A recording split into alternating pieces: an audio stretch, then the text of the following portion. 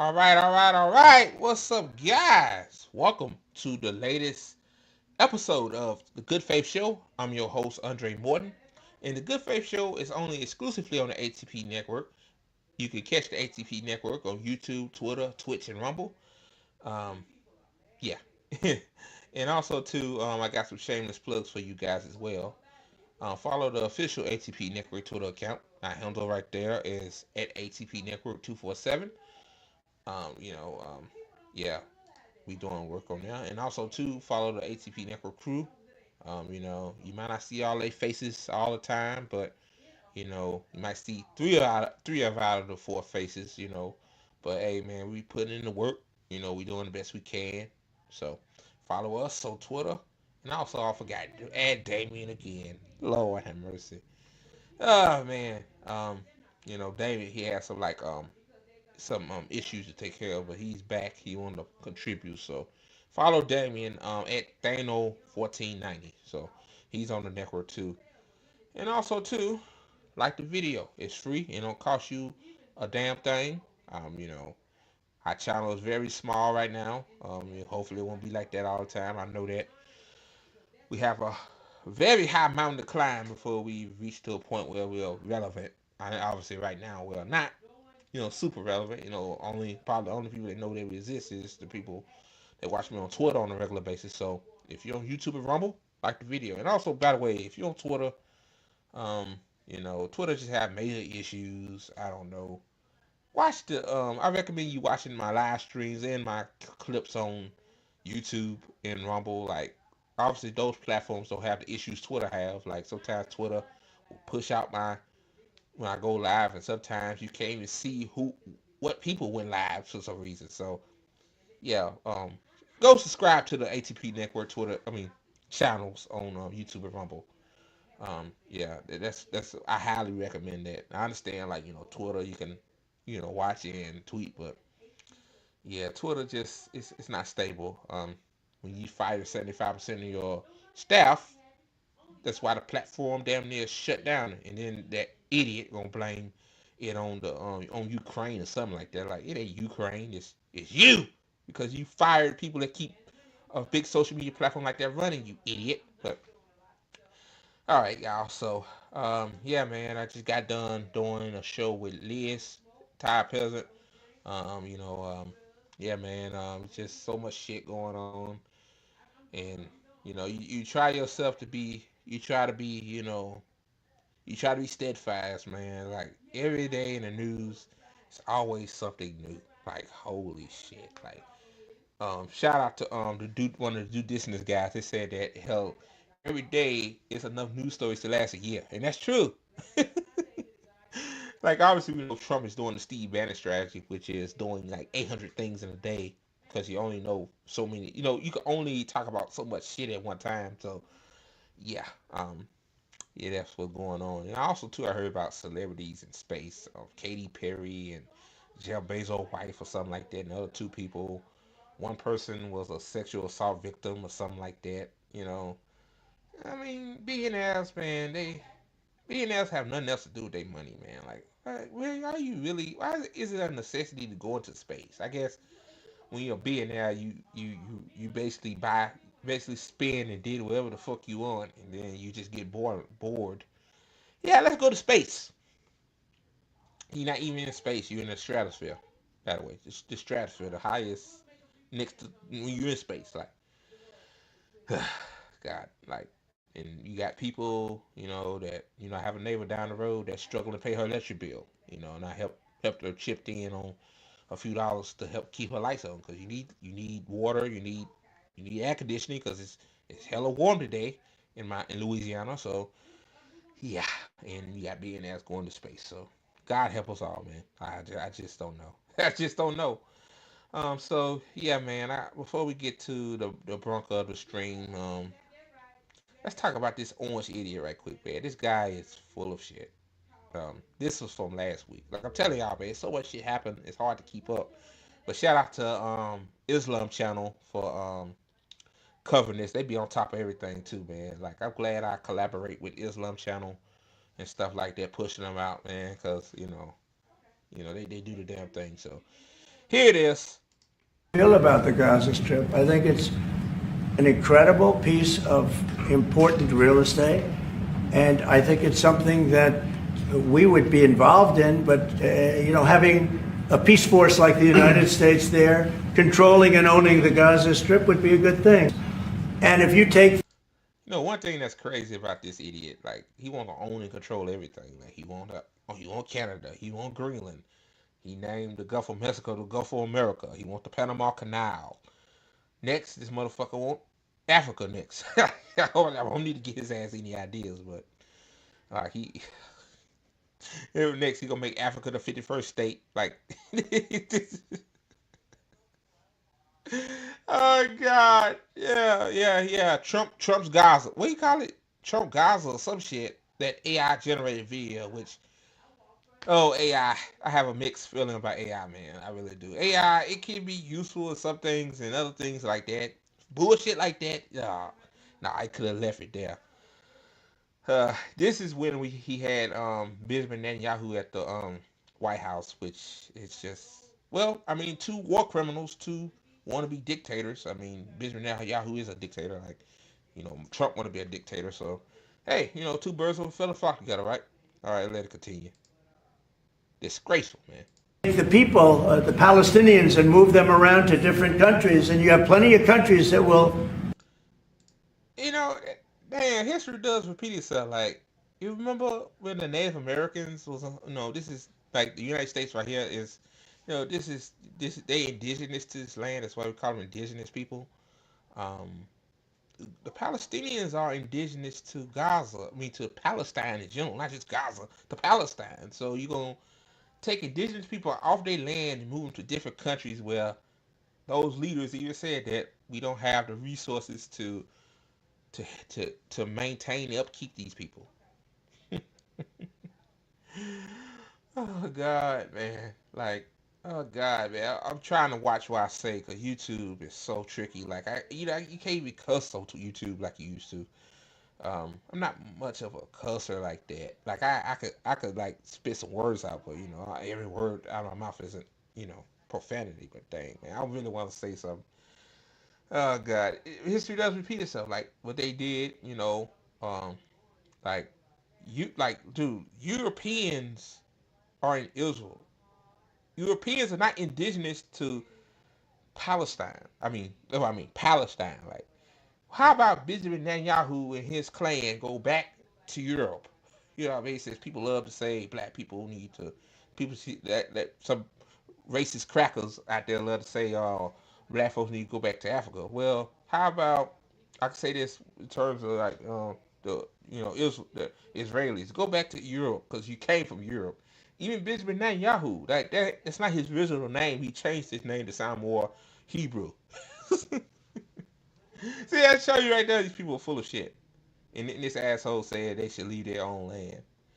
Oh God. Oh no, no. What about Elon Musk? He don't belong in the United States. How about he has to go back to South Africa too? Just saying. Do that, and you really have a freedom zone. You call it the freedom zone, a free zone, a zone where people aren't going to be killed every day. That's a hell of a place. He's talking about Israel want to make Rafah a buffer zone. Like that. That's what they talking about. But they still killing people, though. Trump. Oh God. I can't with this clown man. It's you know what I call it, a great location that nobody wants to live in because they really don't. Oh God. So yeah. That idiot. What an idiot. Benjamin Netanyahu sitting there. Trump saying, "Well, what I hear?" Well, Trump is owned by Israel, so hell, of course he'll say that shit. Sherry Addison, you know, Sherry Addison gave him millions of dollars, to sell his soul out to Israel. So, hey, all right. Marion Allison, Sheldon Allison is dead, I think. So yeah. So, on the bright side of the news, as they used to say back in the day, on the bright side, China is whooping the United States ass with technology. United States is a shithole country, man. Like, what y'all about to see? Like, this is some incredible shit. Like, um, damn, I seen on YouTube somebody was trying to replace a battery on a Tesla. Like it cost them, boy, how much? About 10 grand or something like that to replace a fucking battery in an electric vehicle, which you have to do because batteries. No matter what battery you get, no matter how better the technology you get, batteries are going to degrade. But let me show y'all this, man. This shit is incredible. Like this is what I'm talking about, man. Boy, United States would never be on the level of China ever.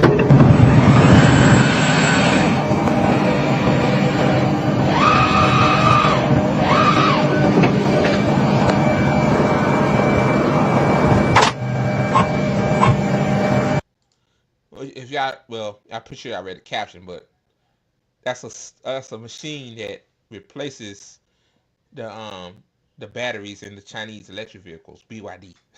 So yeah, like if your battery degraded or your battery malfunctioning, which most likely will be the problem of your car, considering it only runs on batteries, electric motors, but mostly battery. Like, hey, just takes about a few minutes.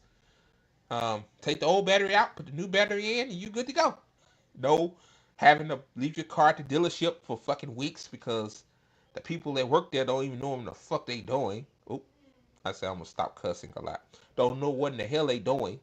Um, they probably don't do it right. You might have to take the car back to the dealership. Like,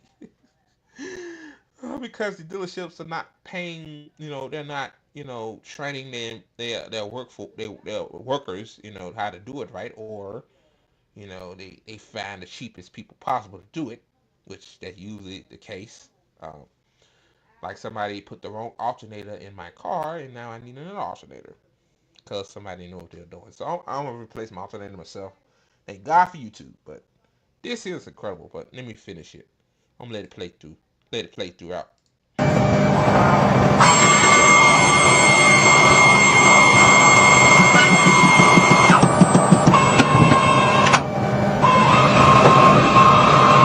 See the battery right there.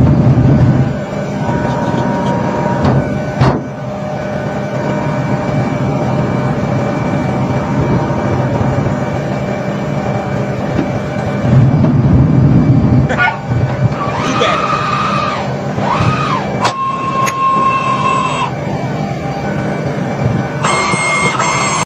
Man, it reminded me like they putting batteries in a control, like you put batteries in a controller or remote controller. Like take the old batteries out, put the new batteries in, boom. Wow, yeah, I never thought that you'd do that to a car. Like that's incredible. That's incredible, man.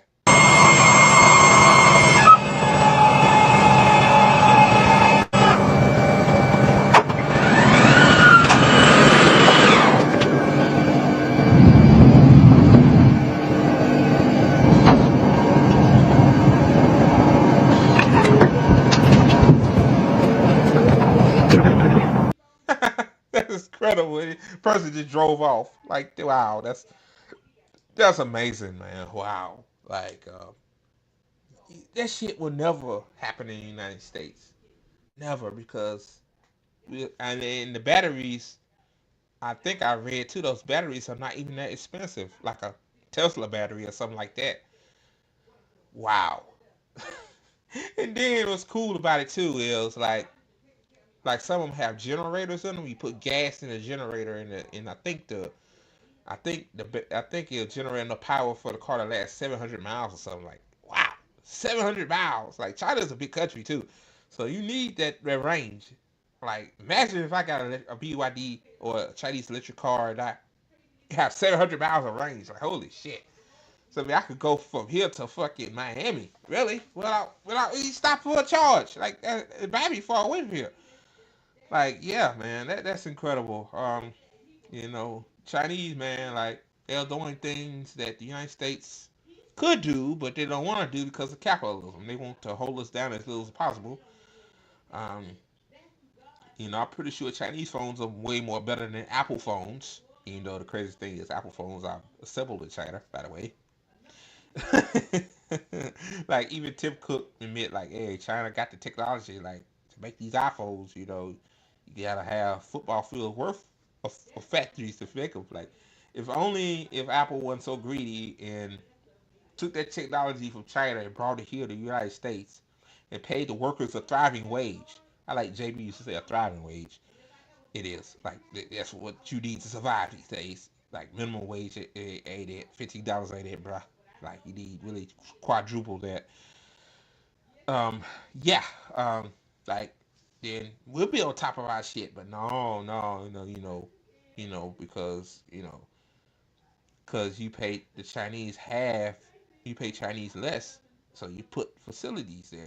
That's why these jobs do that. That's why they put them in Taiwan, and Indonesia, and all these other places where the workers aren't getting paid as much. Even though the cost of living is not high as it is here, I still believe that if you're gonna pay any worker, you should pay them a thriving wage, no matter where the fuck they at.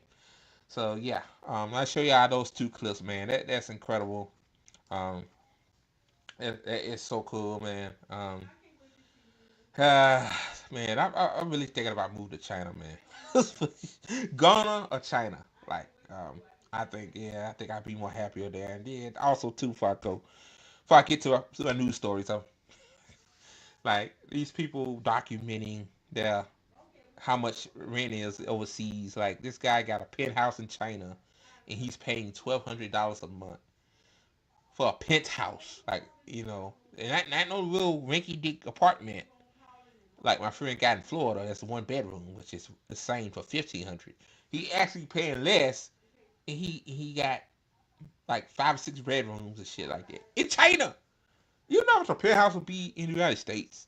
Probably 4 or 5 grand a month. So yeah, yeah, man. That's why I do encourage people if they got the money, like leave the United States, go visit China, go visit these other parts of the country because shit is better overseas, man. United States, man, they treat the people like shit. They love war. They love Israel. Like I mean, what else can I say? So what I'm talking about today is El Salvador president or whatever, uh, Bukele, says that he cannot release that guy that was wrongly detained from Maryland, the one with the autistic child, and that's horrible news. And then we got man, the blue and red is a cult, man. MAGA liberals are a cult. Um, that and the cost of living in America, and also to Tim Pool and Kim Iverson on Twitter going at it. Obviously I know I'm on Kim Iverson's side, but I'm gonna get more into that. But so yeah, y'all. Again, like the video, it's free. It don't cost you a damn thing. And thank you guys for watching my lame ass all this time. I know y'all could be watching something better than this, but doing the best I can. And thank you for supporting me. So, all right, guys, let's get to the first story. All right, guys, before I get to this story, which is wild within itself, be sure to like the video. It's free and it don't cost you nothing, and it helps us out in the algorithm. So, like the video.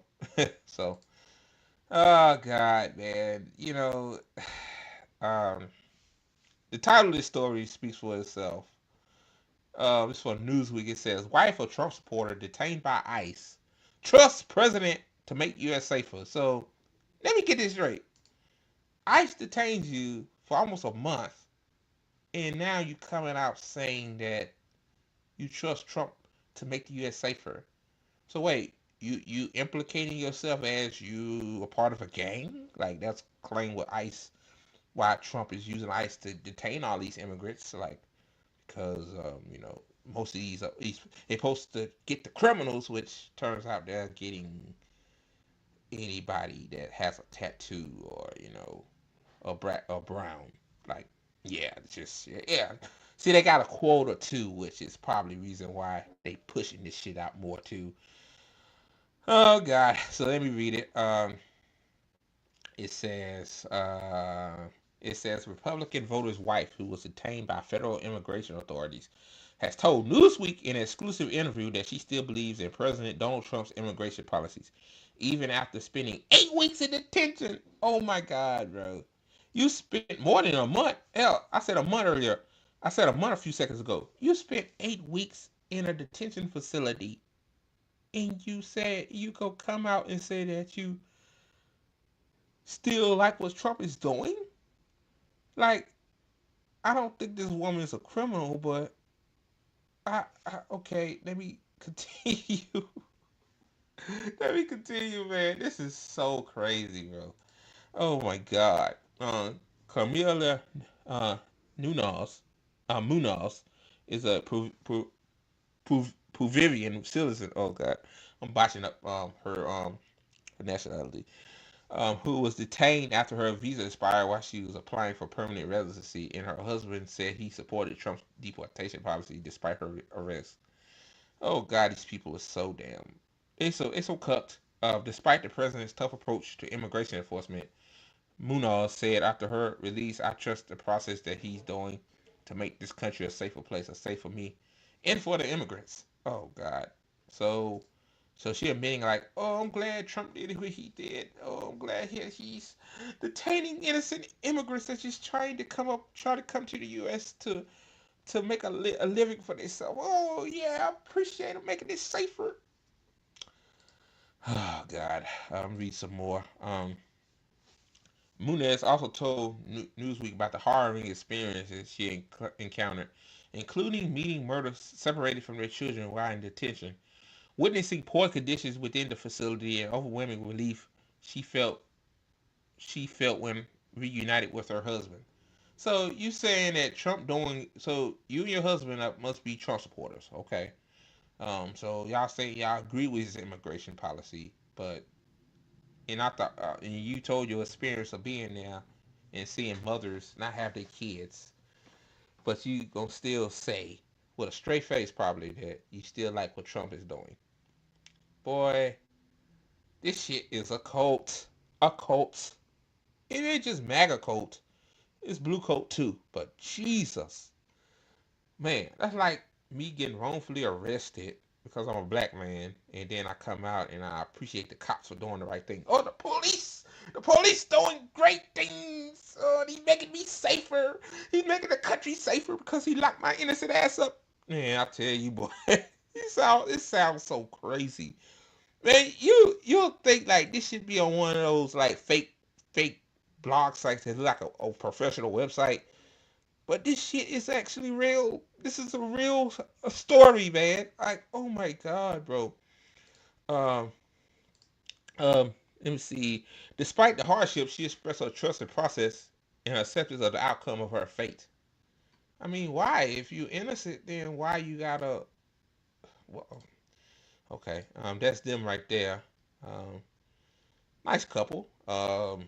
But Let me see. I'm gonna read this. It says Munez arrived in Wisconsin Dells in 2019 on a work study visa. However, when the COVID-19 pandemic hit, she couldn't return home when her visa expired. During this time, while working in farming and hospitality, she met Bartel, who gave her his phone number on a scrap piece of paper, though she initially threw it away. A few days later, the two reconnected on Facebook and their relationship became serious. They eventually got married, but pandemic restrictions prevented them from having a honeymoon. In February, Manuz and Bartel traveled to Puerto Rico for their long-awaited honeymoon. However, upon returning to the U.S. mainland, immigration agents stopped Menunez and questioned her citizen status when she explained that she was not a U.S. citizen but was in the process of securing a green card. The agents detained her. Like, okay, like her visa expired. Like, visa's temporary. Like, but I thought that the goal of ICE was to catch the criminals, the gangs, the thugs, Like, this woman just wanted to like live in the U.S. and have a good life. I don't think she deserved to get detained. They're like, come on, yeah, yeah, but but Trump is making the country safer by doing stuff like this. Um, I'm gonna read this and I'm gonna move on. It says, "What it's like in ICE detention? She remained in detention for about 8 weeks. That is wild. Unsure what will happen next. The conditions she said were challenging to live in. The food was not fresh or nutritious enough, and the overall environment felt inadequate." She said, "I know it was. Um, like to be honest with you, these people don't see you guys as human. Like they see y'all as like below human. Like that's how they feel about black people too. Um, I'm just saying, guys. I'm just saying. Um, but what affected her the most was the emotional toll of living with other women who had been locked up by immigration authorities with children waiting for them at home. I cannot imagine how the other women are facing the tension with their kids waiting outside for them. Uh, Munoz said, "It's something that got me scared meeting women who were like 6, 7, 8 months in detention." She said, "I trusted the process at the beginning, but the first couple of weeks was scary because Trump and the government was changing the rules of immigration every week. It's a good time to go and visit people to check how the conditions are down there." So yeah, I'm done reading this. Like this shit's crazy. They lock your ass up for 8 weeks. You said the conditions were horrible. They fed you slop, and then you was emotionally affected by other mothers not having their kids. But Trump doing a good job though. But Trump is making the country safer. And your husband agrees with it. Like this shit is a cult. It's a cult. I mean, what else can I say? It's a cult, bro. It's a cult. I'm pretty sure. I'm pretty sure Biden did this shit. And, and I'm pretty sure somebody would say like Biden is making the country safer too. Like it's a cult, man. I'm glad I'm post duopoly, man. Like even if I still a Democrat, like I still wouldn't even like think shit like that. Like bro, like anything could happen those 8 weeks. Like you pretty sure the way you talk, you didn't eat much at all, so probably had no energy, and all that other stuff, and then you still will get Trump praise. Somebody said this too, um, on the live stream. I'm not going to name the live stream, but maybe the reason why they are doing this because they're trying to kiss up to Trump because to make seem like because they don't want to go back there. So maybe it's saying, hey, well, Trump doing this good thing. Even though my life is forever changed by this, he's doing a good thing, and it's just like, God, what are you doing? My thing would be on Newsweek saying what Trump doing is inhumane, it's fucked up, and he needs to stop. That's what I do. But I guess if she do that, then you know, MAGA will probably dox her and troll her online and all that stuff. Probably at least she's on Facebook. Oh yeah, they'll find her Facebook definitely. And like, but hey, you know, it's a cult, man. So all right, guys. Jesus Christ.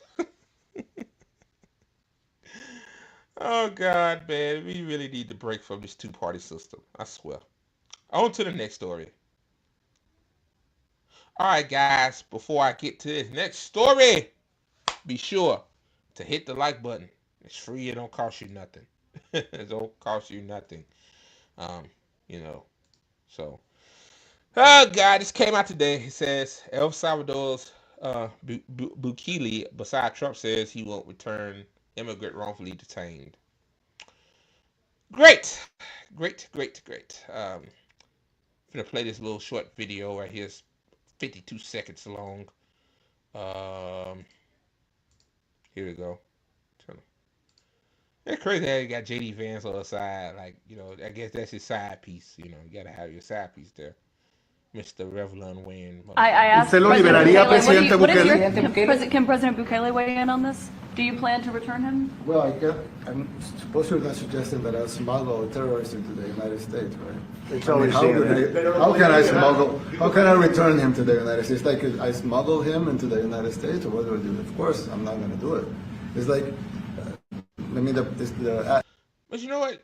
Shout out to Liz. She brought us something really interesting. Like this is why I want Liz to be a part of this network more than me because she got good points. She will be a future. She gotta get her life together. But anyway, if y'all don't know Ty Peasant, she co-founder of the network. But she brought up something real good. She said, um, like maybe they probably unalived this guy.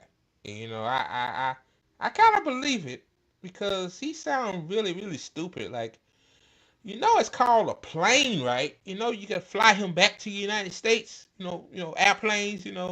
They fly 30,000 feet in the air, and they get you to places faster. Than smuggling him to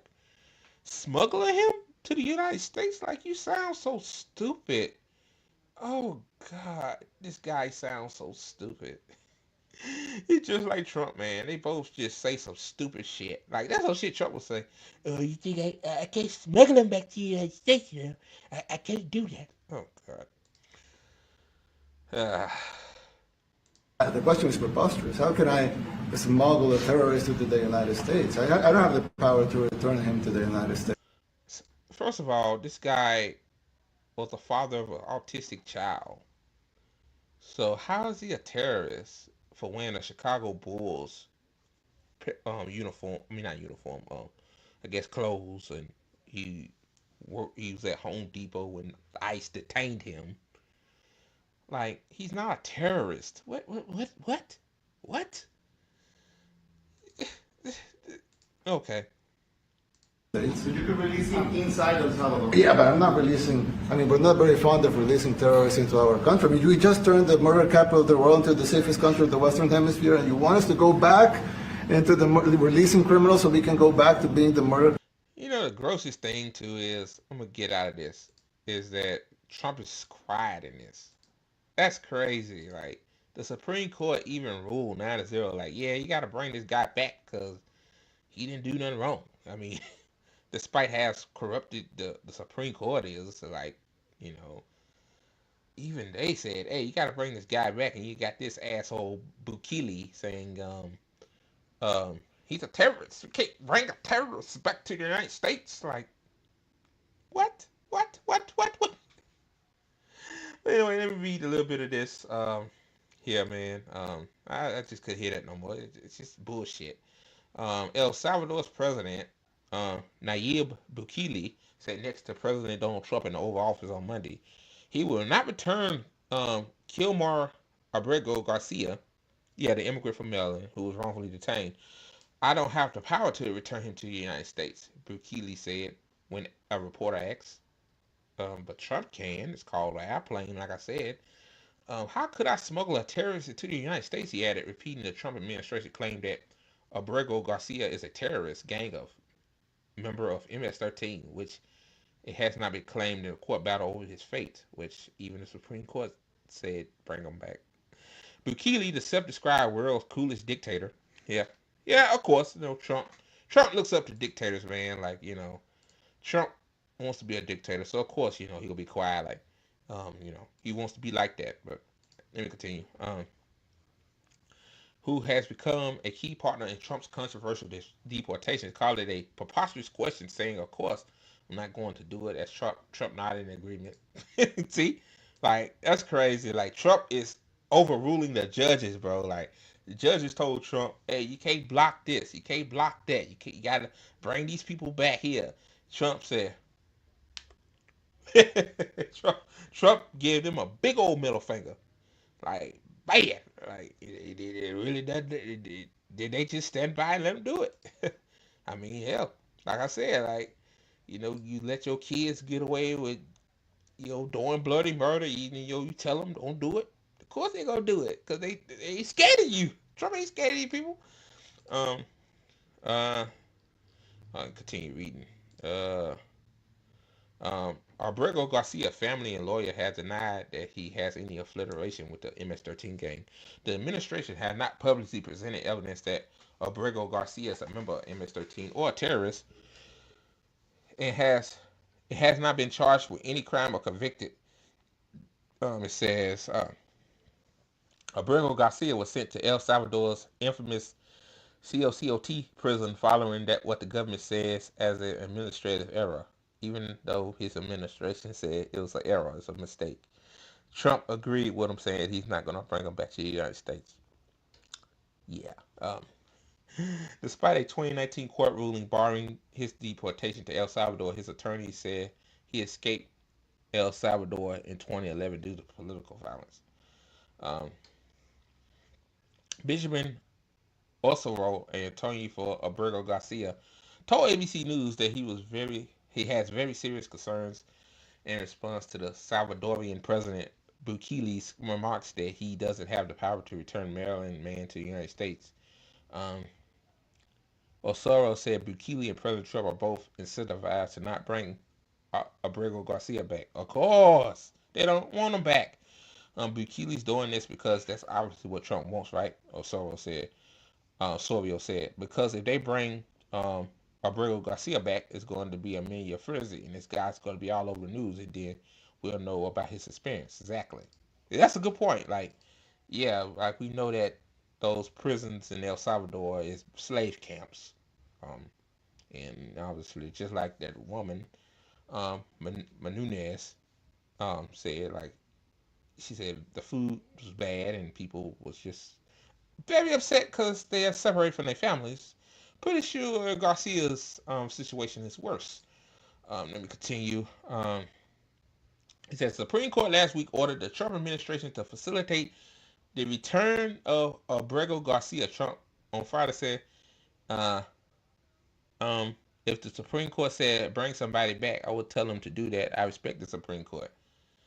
Yeah, you said that. Then today you agree with them that you don't want to. You don't want. Then you agree with Bukele not to bring Abrego back. What a fucking watch what I say. What a piece of crap, man. But Trump changed course a day later, instead suggesting the fate of those deported rested with Bukele. So yeah, man. Yeah, man. So shout out to Liz for bringing that up because I didn't even know that happened. Like it's so much shit happens in the news where it's hard for me to keep up. So that's why some of you guys might see me talk about stuff that was discussed on Twitter, for example, 2 days ago. Like I'm a one man wrecking crew, man. Like I'm trying to put I'm handling all this stuff by myself. So it's kind of hard, That's why I kind of do need to be like always like I need like to put these news articles on my notifications on my phone so that any breaking news happens, I need to like know about it, talk about it. So yeah, man, that's crazy, man. I hope Bukele was bullshitting. I hope Trump, like, yeah, I expect Trump to do the right thing, right? Man, I hope so. I hope Obrego Garcia come back home, man. Like this man do not deserve this. None of these people deserve this. All these people just trying to live their lives, bro. They didn't do nothing to nobody. They have no criminal record. And the craziest thing is, too, immigrants that come to the United States um, commit less crime than the U.S. citizens do. Like, that's a statistic. It don't make no damn sense, man. It makes me so angry. So, all right, guys, on to the next story. All right, guys, before I get to this next topic here, be sure to like the video. It's free. It don't cost you nothing. So, yeah, like the video, support the ATP network, you know, do what you can because we're trying to grow. We're trying to establish ourselves, as legitimate like RBN and, Savvy and them. So, yeah, like the video. Um, so yeah, man, this is sad, man. You go on YouTube and you type in like people struggling to live and like I remember last year when a hurricane that went all the way up to North Carolina, which is unusual for a storm to go up inland like that. I'm talking about the Asheville area, and I seen this woman had to evacuate because she had nowhere else to go, so she had to leave. Yeah, man.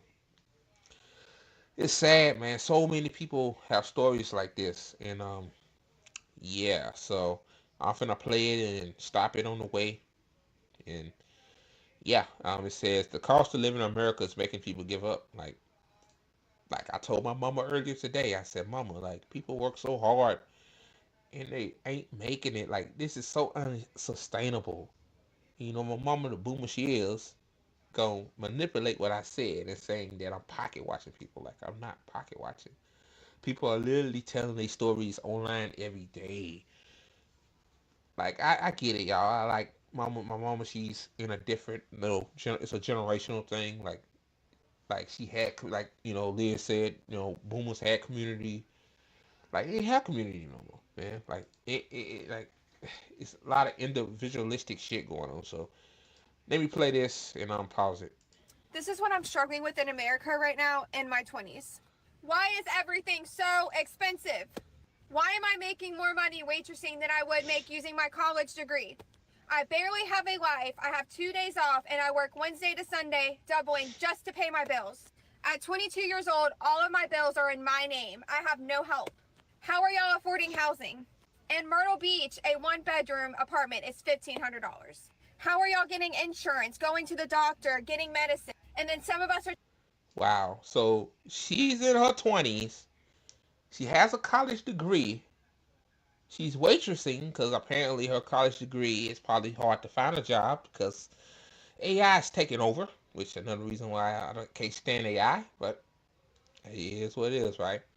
And she's struggling. She's badly making it, man. Like, see, this is what I'm talking about, man. It's unsustainable. Like she said in Myrtle Beach, that's in South Carolina. Yeah, Myrtle Beach. Yeah, 1,500 $1,500 a month. That's how much my friend in Florida is paying for 1-bedroom apartment. Like on a waitress's salary. I mean, not salary, a wage, which is tips mostly. Oh wow, that's it. Let it continue. Trying to be TikTok influencers. Who knows where that's going to get me? Me and my boyfriend are saving, but we barely see each other during the week, and it feels like we're working our out for nothing. Yeah, and you know what? She said TikTok influencers. Like, yeah, like TikTok, YouTube, Facebook. People on Facebook do that stuff too. Yeah, that stuff pays, but you can't rely on it because God forbid if you get mass reported, even though you probably didn't say anything wrong, because of haters. People love hating on each other because somebody got a bigger following. Like, grow up, man. We're adults here. Jesus Christ, who cares how many followers you got online? Jesus Christ. But anyway, like like that can only carry you so far. Um, and then so you have to work because what if TikTok goes away? See, TikTok, they're about to ban, they banned TikTok for a few hours until Trump reversed it with an executive order. Like, people was making income off TikTok. You know what I'm saying? So yeah, man. Like, yeah, man, it's tough. And she said like her and her boyfriend barely see each other, which in terms, like I said one time to somebody, like, let's say a husband or partners, they both work a lot, they barely see each other, so you're not making love, you know what I mean, like that, or you're not enjoying each other time because you get home, you're so tired, you want to go sleep, then you got to get up and do the same shit over again. Like, it's unsustainable. Like, her boyfriend should spend the time on the beach because they live on Myrtle Beach, right? Or go somewhere else in the country, or go out overseas or something. I just like this is wild. Nothing. Do we need to move somewhere for a better job opportunity that we don't know about?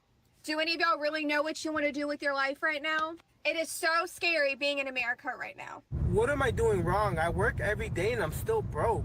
Like, I have a decent job, I make some decent money, but I live out here in Cali.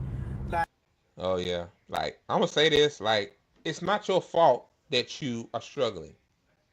Anybody that's watching this video right now that's going through struggling right now, trying to make it, doing the right thing, most of these people may probably Gen Z or millennials probably on this video. Like, it's not our fault. Like, it's the billionaire class. Liz says the politicians, but the politicians are paid to do what the billionaires tell them to do. So yeah, it's politicians too, to a certain extent, but it's the billionaires. Like, they're the reason why you are struggling because they're taking your labor. They extracting from your labor. And they turning it into stock buybacks. So so when the economy crash, like, they'll have their shares, and you'll be jobless and homeless possibly. So yeah, man, it's not your fault. Like, you ain't doing nothing wrong. He said, what he doing wrong? Like, you're not doing anything wrong.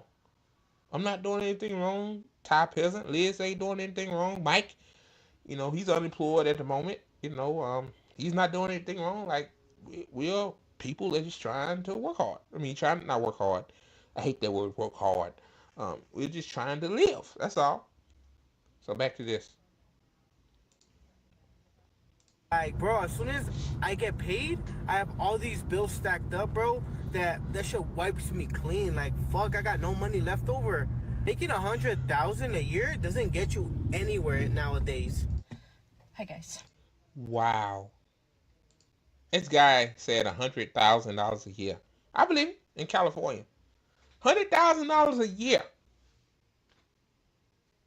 not including taxes. You got to pay taxes. Or California taxes are expensive. Then the cost of living is atrocious. Like, wow.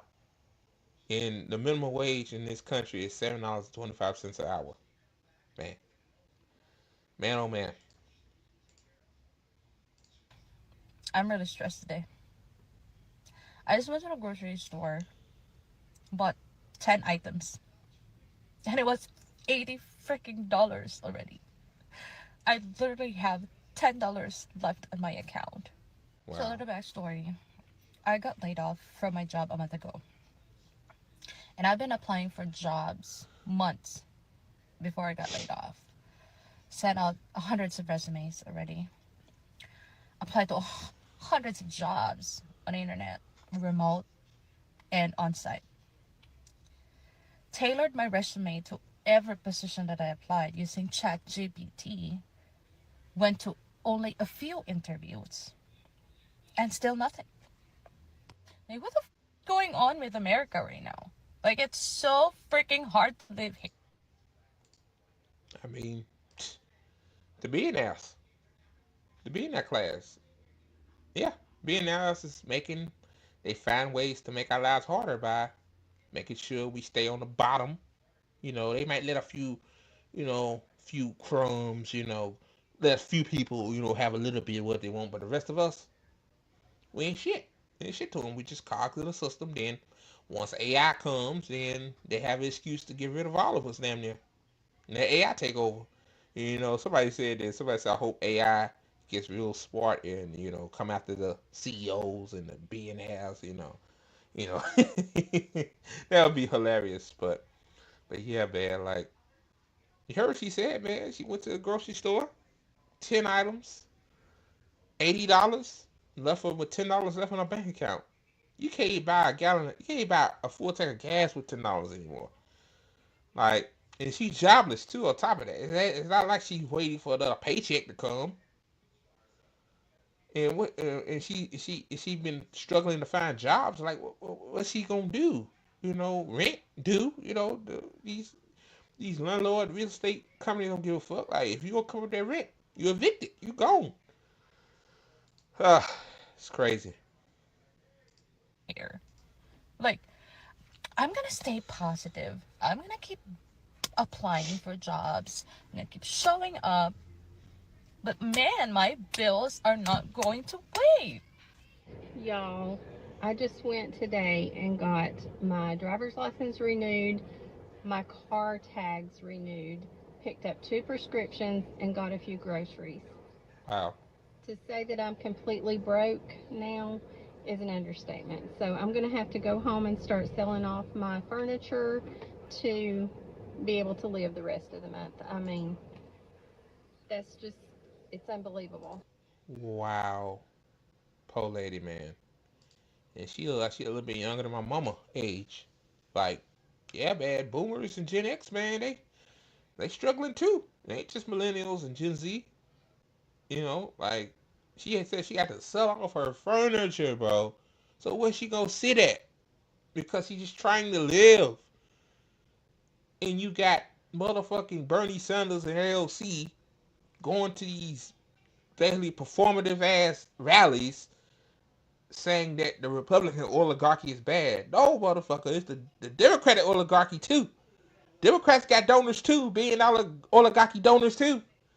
Like, like, like, it's just waste of energy, man. Like, with that. But back to this though, like, yeah, man, it's wild. And my heart hurts today, truly hurts for people who are not able. And we're living in some rough times, really rough times. And we need to be praying for all those around us who are not as fortunate as we are to be able to do the things that we need to do. I'm not talking about extras. I'm not talking about going on vacation and doing fun things. I'm talking about living. Wow, that's crazy. Like she's saying that, and she still have to sell off stuff that she probably like dearly, man. Like, shouldn't have to do that, man. I remember me and my mom was so broke, man. Like, I remember we bought a George Foreman grill from Walmart. That's when they came out, man. Like, we loved that thing, we used that thing, but we were so broke that we literally had to take stuff back to Walmart to return it just to buy food. And then on top of that, like, you know how hard that is to do that? Like, just to eat, man, just to survive. You got to take your stuff back to the store. You don't see the billionaires taking their shit back to the store. Hell, they buy the whole store out. So, like, again, I'm gonna keep saying this. I know I'm repeating myself. Like, it's not your fault. It's not the other guy's fault. It's not that girl's fault. They're trying to find a job. Like, it's the billionaires. But you know what, though? There's some people that probably coming in on these people's post saying, "Oh, you ain't working hard enough. You make $100,000 a year. Oh, you should be doing good, man. Like that's magnificent." Like they pocket watching this guy. Like, come on, man. Like he lives in California. Like California is deeply expensive. Oh, jeez. Taking care of your vehicle if you can even afford a vehicle, putting groceries on the table. Yes, like I have to get another alternator for my vehicle, and it's $300. Who has $300 for an alternator? And thank God I have the ability of putting that thing myself because you have somebody else to do it, or you take that mug to an auto repair shop. You know how much they gonna charge? And getting into it in my car is not that easy. So they really have an excuse to charge me a lot of money, which is not fair, but that's just how the system works. Like yeah, man. Like a lot of people can't afford a vehicle. You know, because if we had high speed rail, like a lot of people, I wouldn't even have a vehicle. Like I'd be going to see all my comrades that I'm cool with. Like, but see the problem with that is that if we had high speed rail, then they'll hurt the airline industry, the auto industry, and mass transit industry. Which my thing is that too is like people still be driving. Like I'm pretty sure people still have their cars. It's just people drive less. But they don't think about it like that. So Buying medicine, the things you have to do. It's sad. It's very sad. Yeah, it's a really sad thing here. We have a generation that is right now trying to survive in the US, and they're doing it at a time that it is so difficult with the rising costs. I really do feel for the younger generation and even for the what's going on in the world. Bro, the that's crazy. She said younger generation. Hell, she look younger herself. I thought she was about my age, but okay. cost of living is insane right now. Like, what are we doing? I swear, before COVID in my area, $20 an hour was like, you balling, you good. Now, people that making $20 an hour, I'm like, man, how are they surviving? Like, this is insane. Fast food places are paying $20 an hour now. So $20 an hour is the new $10 an hour. Obviously, all of this is relative to where you live. So my $20 an hour, where I live in Northern Virginia, may be your $16 an hour, or maybe your $30 an hour. It all really depends on where you live. Like, I can't be the only one that sees this stuff. Like, I can't be the only one that understands what's going on. And it honestly worries me that there's some people out there that make less than that. Like, think about the people out there that's making minimum wage. Like, probably have to work 2 or 3 jobs just to make up for, a livable. $20 an hour. Like he said, $20 an hour before COVID. He was right. Like that was a lot of money. Like yeah. Um, but now, $20 an hour, man. Yeah. You still living on the street. Yeah, you still might have to live with a roommate. Like you can't get your own place because you can't afford it. And you're right. Louisiana $20 an hour is adequate. You ain't gonna you know, take no lavish vacations because you got to pay your bills. But yeah, but if you live in California, New York, like you said, Northern Virginia, the DC area, DMV area, Florida, those states like that, man. Like yeah, you need well, shit, $50 an hour, like yeah, something insane like that. So Income. It's insane. I'm just mad. I'm just mad anymore. You know, there's no reason for me to be like, yay, America! Like we're so great, we're so free, we're so powerful. I'm starving. see that what she just said, like that's what they've been embedded in our heads since we were young, man. They say America's great, freedom, capitalism works, but like she said, she's starving in America where we can't afford to feed everybody in this country. Like, fuck paying for food. Like, give food out for free. Like, the government should do is pay the farmers to grow the food. Like, the government can afford it. If Trump wants um, a $1 trillion military budget, like, like, you know, take that $1 trillion, put it towards paying the farmers to grow food, and let people go to stores and buy the food. I mean, not buy it. Jeez, get the food and feed themselves. This woman says she's starving in America. In America, America it really it's turning into a third world country. Like China is the dominance of the world, man. Um, like they have technology. They damn near eradicated homelessness. Mine here we have potholes everywhere, bridges falling apart. Still some parts of the country haven't recovered from hurricanes. North Carolina, New Orleans. Like it's a dumpster fire here, man. It's a dumpster fire. It's going to get worse. It's going to get worse. So I have to go without so that my kid can maybe have Pop Tarts once a month. Shouldn't be that way. We shouldn't have to go like, let's see, we haven't had meat in a long time because guess what? We can't afford it, okay? But yet we're the ones working every day to make this country go round and round. But we're not worth being able to have decent food or the amount of food that we need to have one of our family members. yeah, the thing sad about our food. Just a side note, then I continue. Like, it's mostly poison too. So you got to spend extra money to buy organic food, which all the food should be organic. Like, why is all these reason why all these chemicals in our food is because of capitalism.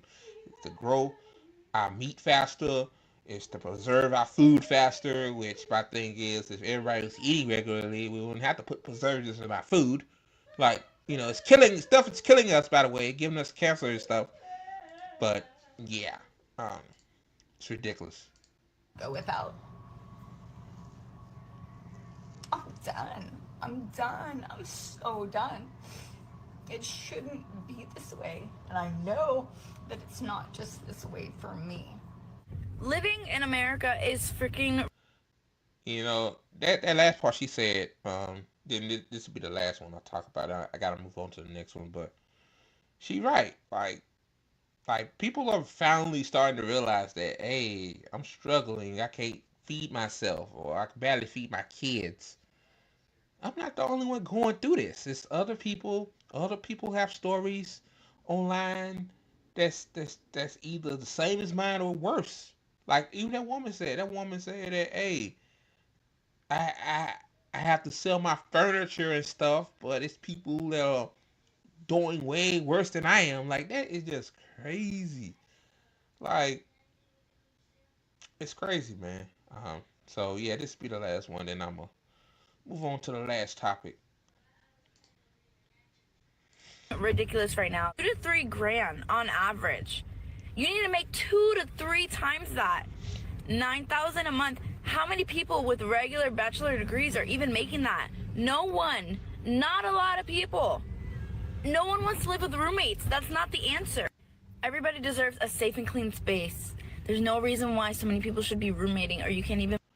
Now, I'm gonna say this: like, if you want to live with a roommate, by choice, there's nothing wrong with that. But she's saying is that you gotta live with a roommate by force because you can't afford to live by yourself. Yeah, yeah, yeah. Like, if people have a house to share, like a big house, and they want two other people living with them, that's fine. You know, this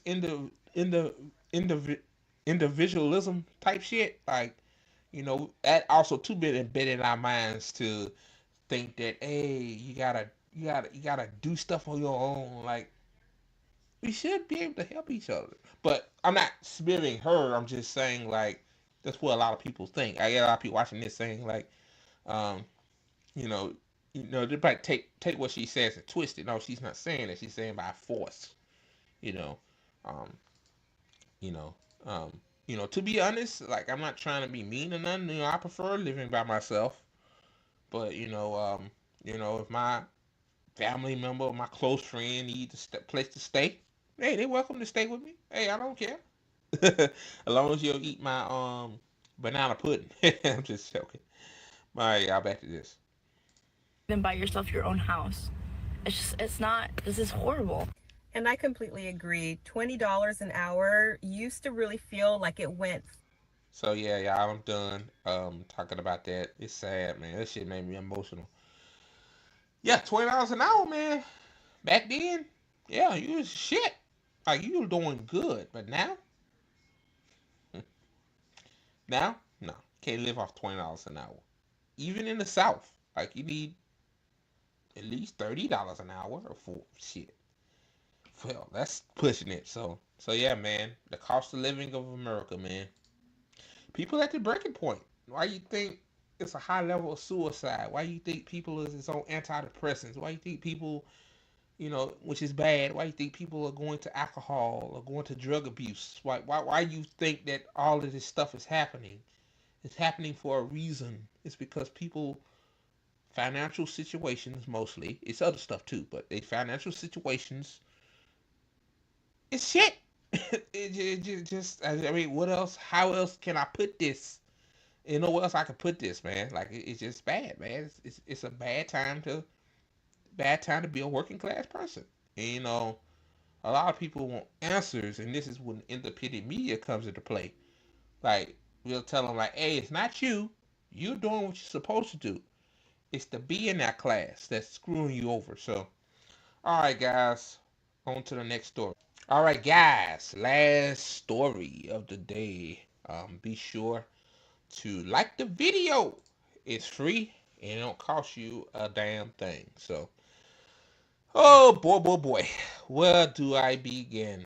Um, Tim Pool and Kim Iverson, got to exchange. It wasn't no beef or nothing like that on Twitter because Tim Pool, and a few other influencers met with the dictator Benjamin Netanyahu. Um, Benjamin Netanyahu was in the states, which is just a disgrace. It's a disgrace. But they had a conversation with him, and basically Benjamin Netanyahu likes them spreading Israel propaganda. That's basically what it is, and Kim Iverson calling out on their bullshit, rightfully so. And Kim Iverson, I haven't had a problem with her. I think she does a good job, um, you know, with this topic. So, um, it's on Twitter. It says Kim Iverson says Tim Pool admits to secret meeting he publicly tweeted about. People shared photos of, and he explained in what detail happened. Got him. Kim is twisting everything to fit a boogeyman narrative. Several other people who posted photos before and during the event yet she said no one else admitted to the meeting. Damn, man. She said she also admitted that the Chatham House is not for journalists, which is 100% about journalists. Who else is going to attribute quotes to someone in a publication? And they said this is the Kim is framing everything here as inherently wrong no matter what. Question the accusations of quarter-funded ops. That means you were already told to say that. I'm sure she will be shocked to discover that I've met in private with Trump, members of Congress, CEOs, even a former Soviet general, gang leaders, revolutionaries. Well, bunch of propagandists. I want to say they know fucking revolutionaries. Like, I mean, man, you basically just admitted yourself. Like, yeah, I met it with him, but you made it seem like I'm doing a propaganda to what you are. I mean, you are, man. Like, I don't get it. I don't get it. Um, now, Kim Iverson responded to this. She said, "You admitted to it after the Jewish Insider published names and described the wrong thing. The the the Chatham House rule is not for journalists and was not developed for journalists, and journalists who abide by it should be trusted. No one trusts the journalists who show up to the Bilderberg Group meetings for every reason. Off the record is one thing. The Chatham House rule lets elites inject narratives into the press without accountability." And then Tim Pool gonna respond back saying, Kim obviously is making shit up because she's a grifter with an agenda. Here's me tweeting about the meeting after leaving in a full day before the Jewish Insider published anything. Additionally, Jessica Cross posted photos of us at the event. She posted before and during photos and videos. So there it is right there. Just left a meeting with um, Netanyahu in D.C. Interesting discussion. We'll discuss it tonight on Timcast URL. So basically, you call her a grifter because she's exposing your bullshit. See, that's what people do, man. They love. See, when they have no argument, no narrative, they love like, she's a grifter, man. She's a grifter. She's a grifter. That's all they got. And Tim Pool is no different than those people. Um, so yeah. Uh, so yeah. Let me see. So yeah, I'm finna play some of this video by Kim Iverson. It's good. Um, yeah. So she finna tell it like it is. So here we go. I'm having a secret Chatham House rules meeting with Netanyahu and other Israeli senior officials. I want to play for you a little bit of the video that he did. He put out numerous tweets. In fact, here was one of the longest tweets that he put out, plus subsequent tweets after this one. In fact, he called me a lot of names. So in this tweet right here, he says, "This is a grift. Kim is framing everything as inherently wrong." He says Kim is twisting everything to fit a boogeyman narrative. Several of the people there posted photos before and during the event, yet she says no one else admitted to the meeting. She also said Chatham House rules is not for journalists, which is 100% about journalists. Who else is going to attribute quotes to someone in a publication? He then went on to say, "I'm sure she'll be shocked to discover that I met in private with Trump, members of Congress, CEOs, in fact, even former Soviet generals, gang leaders, revolutionaries, all secretly, apparently, and in private." He then did a 42. I think what Kim is trying to say, before I get to the rest of it, is that, like, you supposed to be independent media, but you pretending like, God, the pool is no different than corporate media. Like, I think that's what she's trying to say. Like, people, like a lot of these people pretend to be independent media, get all these fancy studios, all this equipment, when all you need is a good running computer, not no real cheap one, a mid spec one, okay camera, and just a place to talk. Like, look behind me, man. Like, I got paneling on the wall, got MLK right there. Like, y'all know no fancy studio, but I'm gonna let it continue. 2-minute video. So he's on a tear with this. So he has responded. He's not only tweeted this, he's also tweeted other things like this one here, calling me the name at the bottom there. Imagine if you did like a single Google search for the pronunciation. He makes fun of yesterday I was. Wow. Wow, I'm wrong. I said exchange. Like, this is sound like a beef. Started by Tim Pool, by the way. Like, you gonna call this woman the R word? Oh God, man, that's crazy. Like, man, like if I call somebody the R word on Twitter, bro, like my ass is definitely suspended. I'm definitely suspended. You know, it's rules for some, but not for all. I'm pretty sure Tim Pool and Elon Musk have a undercover friendship, right? So he can say whatever the fuck he wants. Like you really have to call her the R word, man. You really like you mad because she exposing your bullshit. That's what it is. He mad. He mad. Like, come on, man. Like, really? Saying Chatham House rules. Apparently it's Chatham. Sorry, I'm not part of the DC swamp. And I also Chatham. Okay. Hey, I said Chatham. Kinda. I said it kinda am like from the West Coast, not the East Coast. So this is a totally unfamiliar word to me. He'll say, well, that's because you're not a real journalist. That's why you don't know this word. Well, or how about real journalists don't agree to Chatham House rules? In fact, only journalists that show up to meetings like the Bilderberg Group agree to this type of stuff. It's sinister. It's propagandizing. It's meant for elites. And, most people don't do it or know about it. So that's fine. I don't care. But Chatham, yeah, in order to make him happy, so he stops criticizing that. So he says, oh, shit, I tweeted literally after the meeting happened, and an hour after Jessica Krause posted a photo of me there with several people. Right. So he's saying, ooh, Kim, you got me. It was so secret, but it wasn't secret. So what are you over here complaining about? I'm not complaining about the fact we know about the meeting. I didn't uncover the meeting and I didn't put it out there for my audience like, look, I uncovered this secret meeting.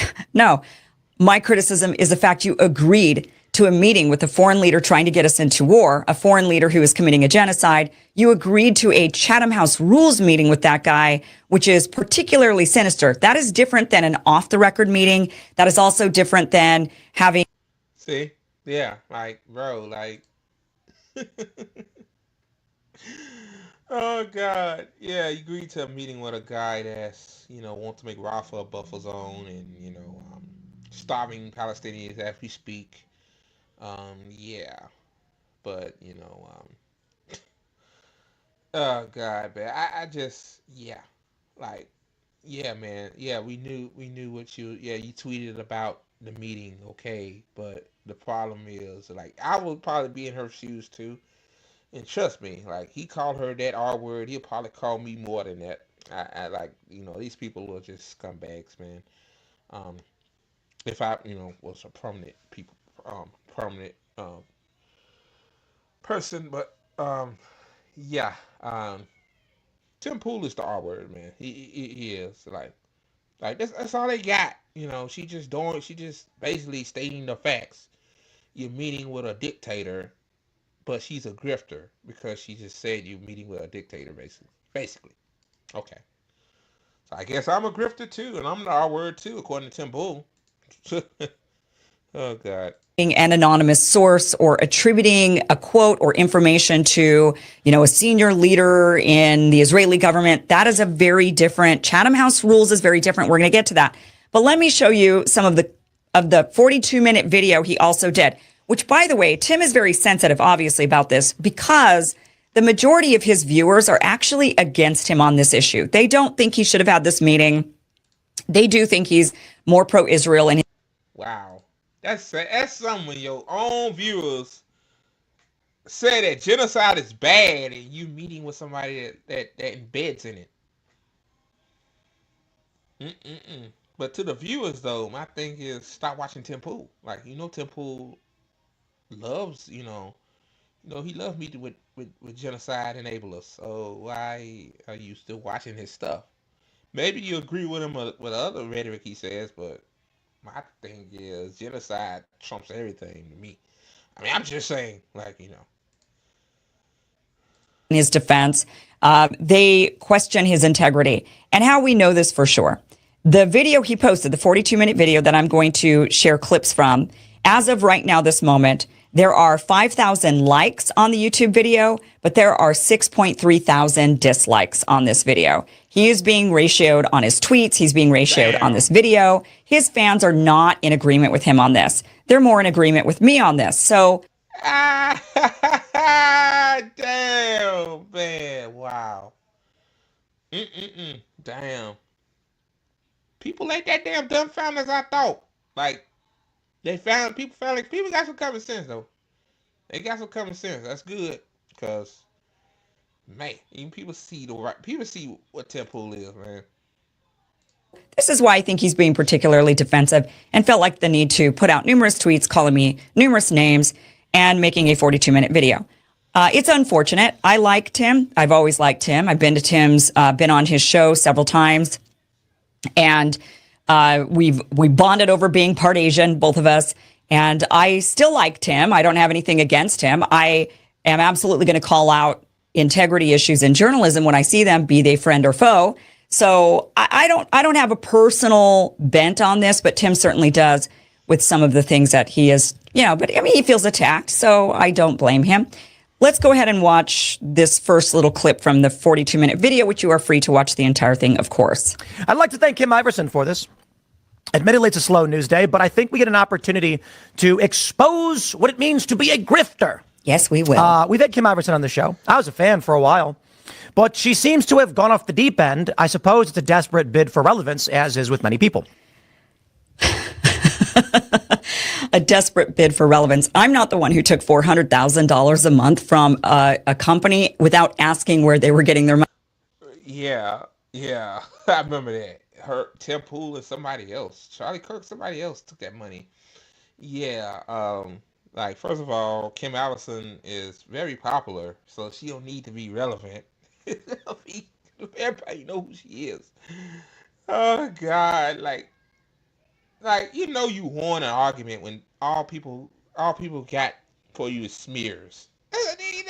You just know it. Like she said, he bitter because he getting ratioed and stuff like that. And like he mad because people agree with Kim, not you, because you full of shit. Oh, this is glorious. Relevance. Now you can say that about me because I'm irrelevant. very, very, very, very, very small. Like I'm not even on the totem pole, but I wouldn't say that about Kim or Savvy or RBN or Do Dissonance. Like they're pretty known in these media circles. Like, but never continue.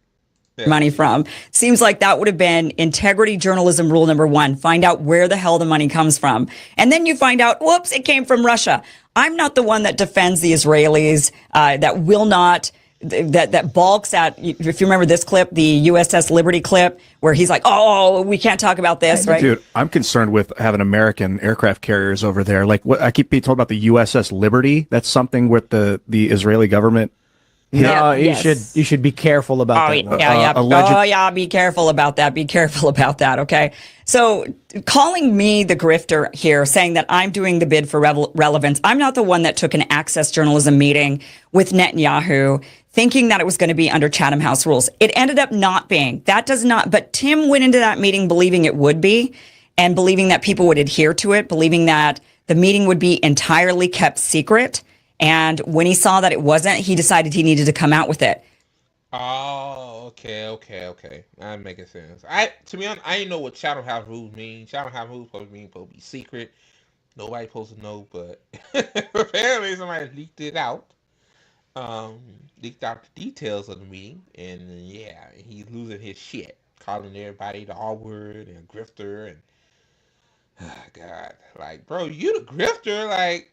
You sell your soul to people that you don't even know where the money comes from. Like, mostly all these right wing like channels that just blew up overnight. Like most of these motherfuckers sold their soul. Like once you get money from some these sources, BNL sources or whatnot, like you sold out, man. Like you sold out. You sold out. It's not like you on YouTube and you getting like just AdSense money. Like you're not like that. YouTube is paying you based on traction, like how many views you get on your videos. Like so you're not like you don't have no secret contract with YouTube. Like these people, you got a contract to basically spew the propaganda that they want you to spew. Like they just not gonna give you millions of dollars to say whatever the fuck you want. It don't work like that.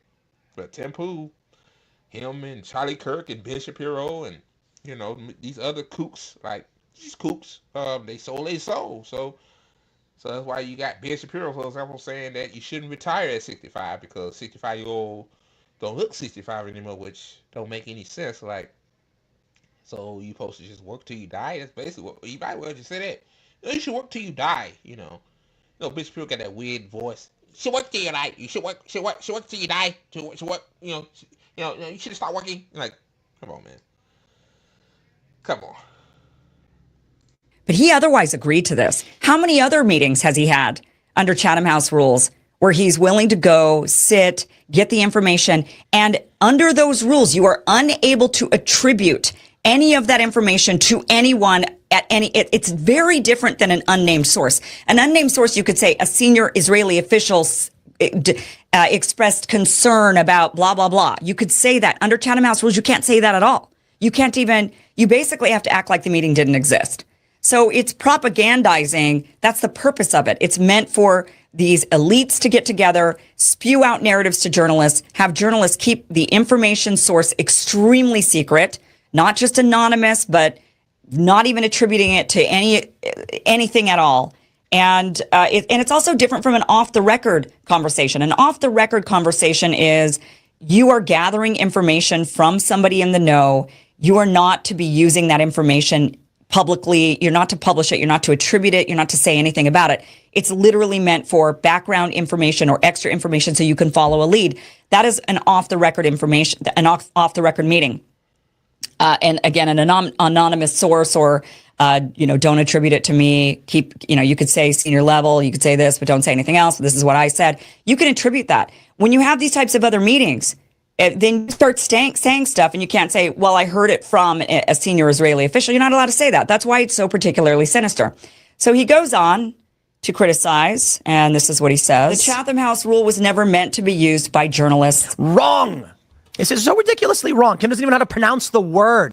Chatham House rules, now I looked it up, like, it's meant to be between officials, government officials, like anybody in a government official capacity, not between random journalists. Like, is Tim Pool even a journalist? Oh my God, I don't even think he's a journalist. He's just somebody that just get paid by billionaires to fucking spew propaganda all day. Okay. Oh, here we go with the grammar police. Yes, if that's your only rebuttal, you know that you're already on the wrong foot. Or commentators or anyone who's right, like she said, like I couldn't really pronounce it good either because I'm autistic and I have a speech impediment issue as well. Yeah, people pronounce things differently. Like, yeah, see, that's what they do. They go after the way you talk. They go after the way you say things. They go after anything possible. Like, when people have no points, like Zionists, they have no fucking. They can't rebuttal what Israel doing is wrong because if they do, then that goes against what they think, what they believe. They believe and. They believe that Israel has the right to defend itself when it doesn't, because Israel, like, who are they defending? Go ahead. This is wild, man. Whole brand is I tell you what the establishment won't. Yes, Chatham House rules are so that powerful elites, literally, this is what they say in all these meetings. They say, if you quote me on this, I will be impeached. I will be fired. I will be strung up by the board. Our shares will collapse. But these are things that you should know. That's not exactly quite true. That would be more like sitting down with an anonymous source and saying, again, a senior level leader or somebody with inside information or somebody close to Trump. We see that every day in the news. Chatham House rules is very different. That means come to the meeting, hear what we have to say, but act like it never happened. It just so happened Tim was not able to act like it never happened because Jessica Krause started taking. Yeah, basically. Between government officials, like government officials talk to a source, they tell you what happened, then it's off. Like, it had nothing to do with journalism. Oh my God. Oh God, right. Taking a bunch of photographs, and the word was already out there because the other people in the meeting, also not DC insider elites, they didn't know about Chatham House rules. And so they actually took our phones because they said, we want to just talk however we want to talk. Okay, so remember that he said they actually took our phones, okay? Because he then says this: no cameras, no transcripts, just a government, a message, and a room full of people who control what millions of Americans see online. Wrong. There were many cameras. Like I mentioned, Jessica was taking pictures. They're on her Instagram. She posted a bunch. And then I was like, look, we're in the Blair House, and they said it's Chatham House rules. And I'm not trying to be mean, Jessica. She's walking around filming, and I just was like, come on, this is not Chatham House rules. You know what I mean? Like, oh yeah, you know what I mean? Like this, come on. I don't mean to be mean to Jessica, but she clearly does. This guy's the R word, man. Like, bro, like, it's not a Chatham House type of meeting. Oh my God, bro, come on, bro. If she taking pictures of you and that dictator and other people that probably was there, then it's not a secret meeting.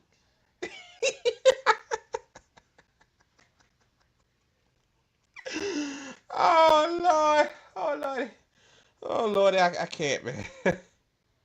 I can't with these people, man.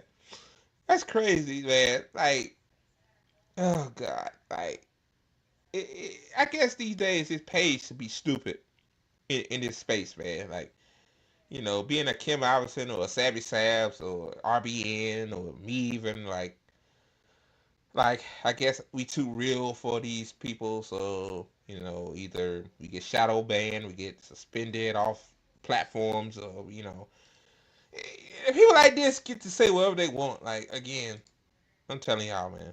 Doesn't know about what the elites know, which is about Chatham House rules. There she is walking around with her phone. I don't mean to be rude to Jessica Krause, but she's clearly not an elitist like me. That's what he's admitting to here. So he said they took the phones, and then he says, and then when I say there were no phones, no cameras, he says, wrong, Jessica was going around taking pictures. Right, but then they took the phones when you had the meeting. So yes, she took some gawking photos like the J6ers that were walking through the Capitol building in awe, looking around. Yeah, she did that, but then they took the phones. And that was my point. It was an off the record. It wasn't even an off the record meeting. That would have been better. It was a meeting that was meant to propagandize, give you information so that you would go and share it with the world. If they said it was. Exactly. Man, that's what it was. Chatham House rules. My ass, like, exactly, man. That what that. I mean, what else can I say, man? Like, bro, this bro thought it was some top secret information. Like you think that dictator is gonna give you top secret information to a freaking cook that these motherfuckers probably talk about that.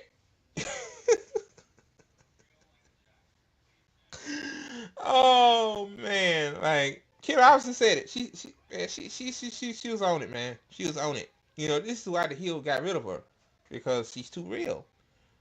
People too real, man. They get rid of you. But you know, like Chatham House rules. Like one thing that like could give me a clue when somebody taking pictures of stuff of a meeting is it's not it's that means it's not top secret. Oh my God, man! I'm just in awe because, yeah, I'm gonna play a few more minutes of this, man. Like, holy shit, Tim Pool is a jerk, man, a jerk. Was off the record, that would mean that the Israelis never intended you to share any of it out there in the world. They would say off the record, none of this information is to be shared. We're just giving you some background context or information for you to follow another lead. That would have been what that is. But this is more sinister. Chatham House rules is come to a meeting. Don't tell anybody who the meeting was with. Don't tell anybody, don't say who was here. Don't even say which government, no attributing factors whatsoever, but take every single piece of information we give you and go ahead and share it. Go ahead and share it. Share it with everybody far and wide. That's propaganda. Yes, propaganda 101. Yeah, like those billionaires that gave you all that money. Spread our propaganda everywhere. You know, get an audience. They take it and run with it, and we'll pay you. Same with Netanyahu. Hey, you get to meet with me you're because you I guess you're a Zionist, so I get to give you things to say. Like, for example, like, Hamas is trying to take over, and it's a lie. Hamas ain't trying to take over, but that's something Netanyahu will say. So spread that stuff around, and because the discourse is that Israel is the enemy, which is true. So that's what that meeting was about, pretty sure. That's the reason why it's so sinister. That's the reason why the Bilderberg Group is so sinister, because all these elites and journalist elites get together and they have these secret meetings, and then they plot and plan the world takeover, global new government, and then they send all of their mouthpieces out there in the world to chant in unison to essentially brainwash us into believing the world is going to end with climate change, or Trump is a big Hitler, or whatever it is that they're trying to propagandize us with. We see it every day in social media. The exact same message is coming out from every single mainstream source. And you wonder, where in the world are they getting this information? Well, I'll tell you where. Chatham House Rule meetings. So, yeah. She being sarcastic there. So, yeah. Yeah, man. Like, yeah, that's the goal. Like, hey, sit down with these talking heads that sold they soul, and let's spread all the propaganda you want, man. Like, yeah, hey, free range. Like, hey, I give you all this information and some money. It gotta incentivize you to say this stuff, and people take it and run with it. You see why society is fucked. So that's that. This woman right here, I guess she worked with Tim Pool. Yeah. She says, honestly, are you intentionally lying to your audience, or are you just that dumb? Oh God, here comes smears. I tell you, it takes all of 30 seconds to look up which rules are most secretive, and you're literally just fed your audience bullshit. What is your journalistic integrity? Oh man, this clown right here, man. It says an off the record meeting is generally more secretive and restricts the sharing of information more strictly than a meeting held under the Chatham House rule. The Vega rule, which is often associated with off the record, dictates nothing discussed in the meeting can be shared outside of it. The Chatham House rule, on the other hand, allows sharing of information but prohibits arbitration for specific individuals. Okay. I don't think she's denying that. Jesus. And she came back here. She said, Lisa, how do we explain this to you so that you can understand? How, son? Off the record means it's not meant to be shared publicly at all. Meaning the person giving the information is not looking for you to propagandize on their behalf. In fact, they want the information to stay completely private, and they'll be upset if it got out. Exactly. Like, yeah. Me and Mike me and Left Indy have an off the record meeting about something, and then Mike tells people what me and him said, or he screenshot or record or something like that. You know, like, yeah, like, I'll be upset he did it, but it's not meant to be like. But if we had a meeting, like if we had a conversation and it's recorded, like on here right now, then that's not bad because it's for everybody to see. God, let me continue. The Chatham House rule means you're allowed to share any and all information, but not share where the information came from. It's a way for elites to spread messages they won't share without any accountability or arbitration. Elites want the information out there. They just want the public knowing it's coming for them. Hope that helps. So yeah, like, geez, man. Kim said, I hope I explained it to you so you can understand, cause this Lisa Elizabeth person sounds like an idiot. She really does. Like, these people are just deeply unserious, man. Like, um, these people are supposed to be, above approach, but really in actuality, they full of shit. Full of shit. And last thing before I go, shout out to my boy Nico House. He follows me on Twitter, which is shocking. Like, apparently I'm doing something right. Like, Nico House is, He's a great dude, man. Just follow him. His name is Duopoly Destroyer, which I love. Duopoly Destroyer. He came out with this hotspot video, which wow, this is the first time he's covering a hotspot video. And shout out to Nick too. He does those too as well. So um, let me start from the top. Looks like Here we go. Zionists have found their new boogeyman as they now claim that Qatar has more influence over U.S. policy than Israel. Recently, James Murray went on Joe Rogan and went on a tirade about how Qatar is pouring billions into the U.S. education system and billions into D.C. in order to control U.S. policy. Qatar pours hundreds of millions of dollars into this country, billions indeed, and tries to change policy in this country. And nobody's trying to overthrow Qatar. Nobody's trying to overthrow the emir or his family. And they've been poisoning American universities, American institutions, buying up American politicians. They pour billions into this country. There are lots of people. But I wasn't saying if anyone. That's crazy. I'm gonna let the video play, but I'm not surprised, man. I mean, Israel, influenced some of these colleges and universities. So I mean, it's not surprising that if this is a thing. Cause let's spread more propaganda out to the people. Like the truth don't matter anymore. It's just lies to make one side look good. So I mean that's where we at these days. The most obvious one is Qatar, which has pours money into DC and into elite institutions and universities in this country. And I don't find from one week to the next anyone who's particularly riled up about it. Well, so they've been, so they're pouring money into D.C. Mm-hmm. And so do you think that they are influencing U.S. policy through doing that? I think they're trying to, yeah. Maybe they are trying to. But I don't know. I mean, you could Qatar, you could say the same thing about Israel. Doing the same thing, AIPAC, right?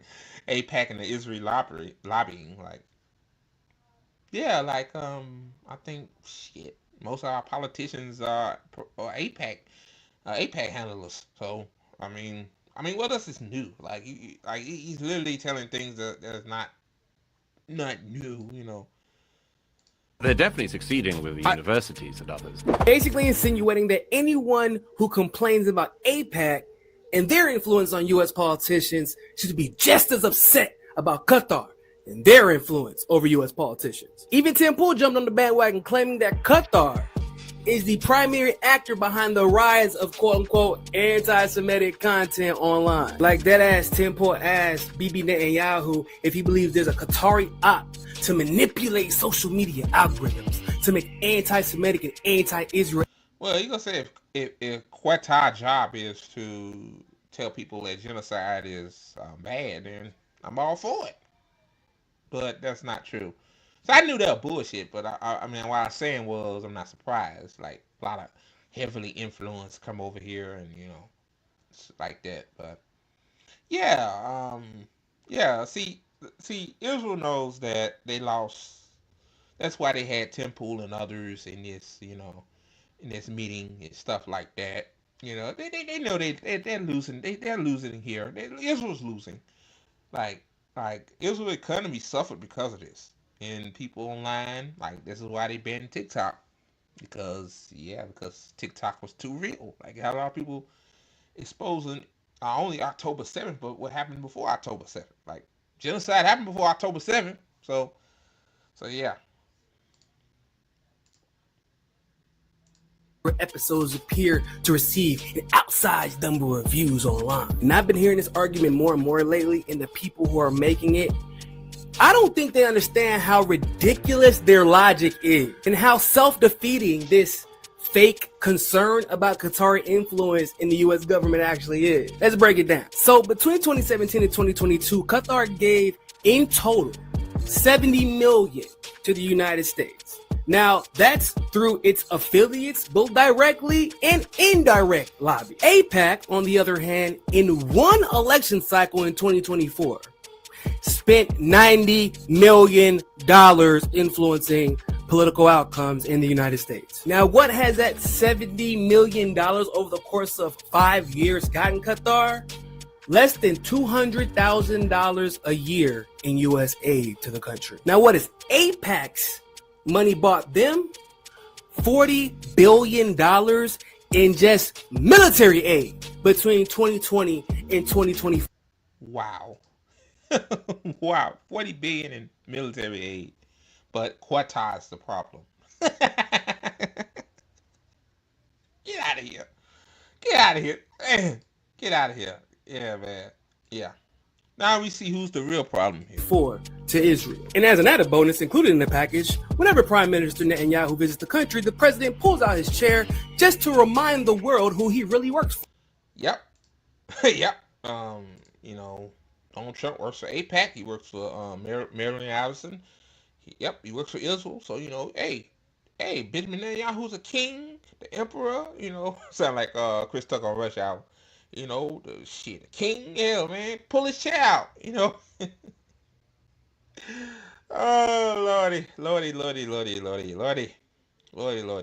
Now, the insinuation that Qatar donates money and therefore we should have a problem with it is that Qatar is donating money and that money is being spent in a way that is against U.S. interests. Except for dumbasses don't realize we have a whole ass U.S. military base there, and a lot of our military operations, whether it be Iraq, Afghanistan, Syria, and others, are launched out of Qatar. It seems like Doug Murray, Tim Pool, and the like have actually forgotten Qatar has been a long-time ally of the United States, and truthfully speaking, a long-time puppet. And one could argue the money that they do donate to U.S. politicians is basically protection, because they get a few weapons, they make sure that their energy is protected rather than taken by Western interests, and nobody bothers them. So even bringing up that point is so basically, that's why Qatar do what they do, because they don't want to be fucked with.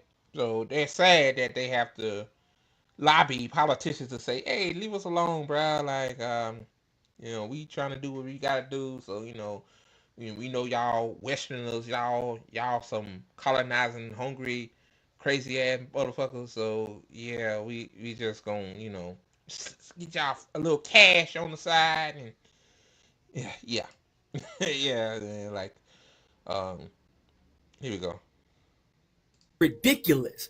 But it's more ridiculous because you feel as if spending that kind of money on U.S. politicians creates a level of influence that could potentially inspire those donating and those receiving those donations to act against the interests of the United States. Now, what would that look like, perhaps? It might look like spending $1 billion in 3 weeks to launch an offensive against the Houthis with absolutely zero results. It might look like overthrowing Muammar Gaddafi in Libya and bringing back slavery to Africa. Might look like going to war with Iraq, not once, but a couple times. It might look like funding a genocide. It might look like the country that is giving you millions of dollars, tens of millions of dollars every election cycle, killing your citizens, and then you pretending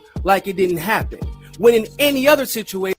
Exactly. That right there. Like Rachel Corrie, I always tweet about her because people forget. You know, I just, you know, tweet it every now and then. Like Israel literally killed U.S. citizens, and the United States sit on their ass like, oh no, nothing happened. You know, no, that I ain't see nothing. You know, acting like they Stevie Wonder and shit, man. They blind. Like, come on, bro.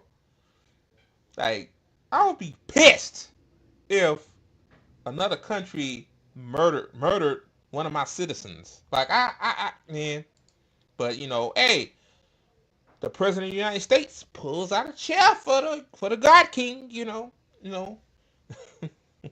Who is European, by the way?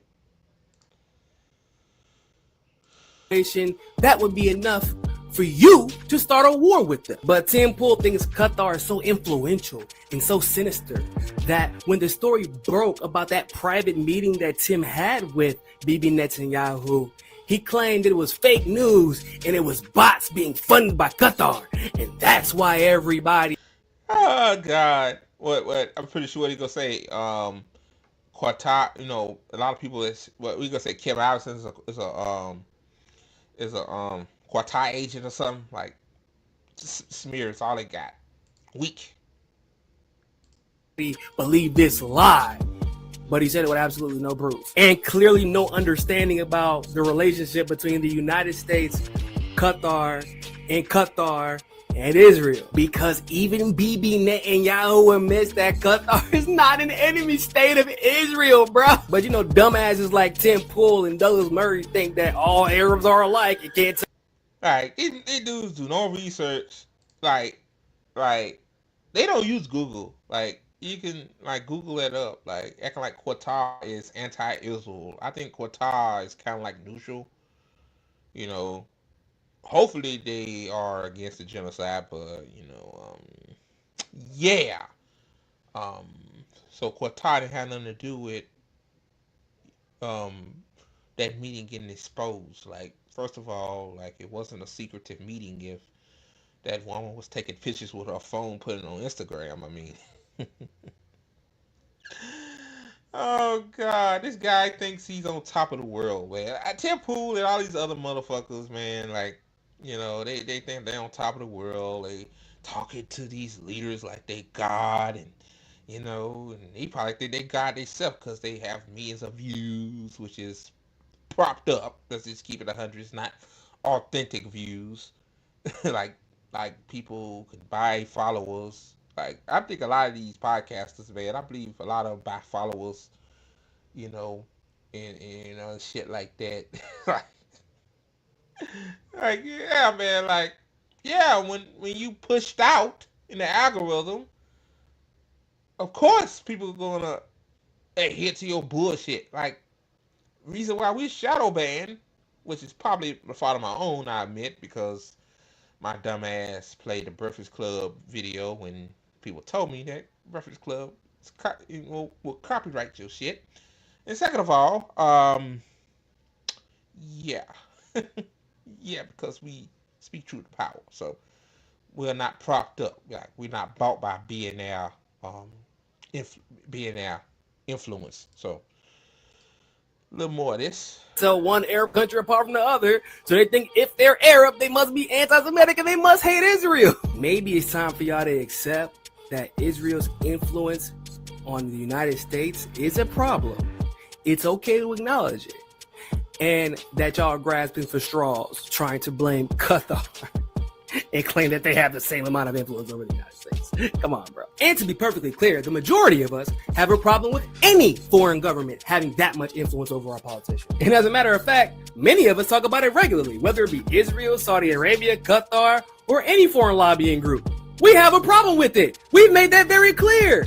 You're the only ones who are unwilling to admit that Israel's influence over the United States is a problem. But I get it, bro. Just look at the way Qatar is influencing Meta and Facebook, or how Qatar is finagling its way into getting employees inside of OpenAI, or how Elon Musk, the CEO of X, went on a tour of Qatar with their leader to demonstrate solidarity and then announce how he was going to censor content that was viewed to be against their interests. Don't y'all see? Which he's doing, because when I kept doing this on Twitter, my whole Twitter account is censored. So yeah. So I thank Israel for that, because I'm using my freedom of speech. Yeah, just saying fuck Israel. Like, yeah. Like, yeah. Yep, so he censored me. Like, no about that. He censored other people too.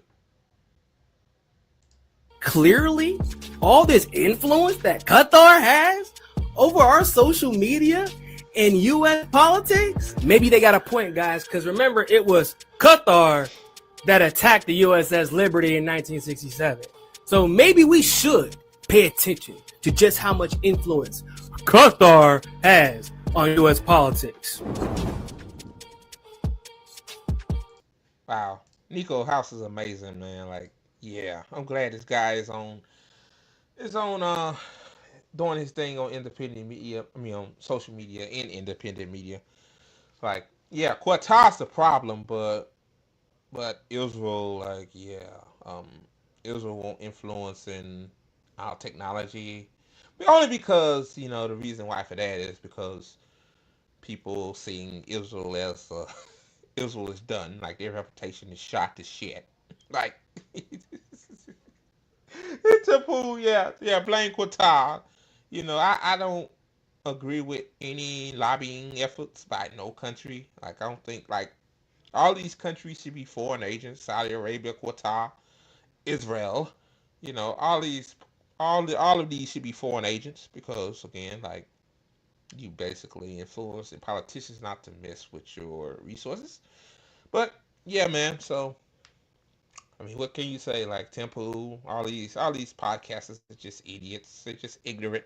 Ignorant. Yeah, that's a good way to put it. All right, guys, that's the show. Hope you guys enjoyed it. I sure have, even though I have a sinus infection. But hey, I don't make any excuse not to not do this. Like I love doing this.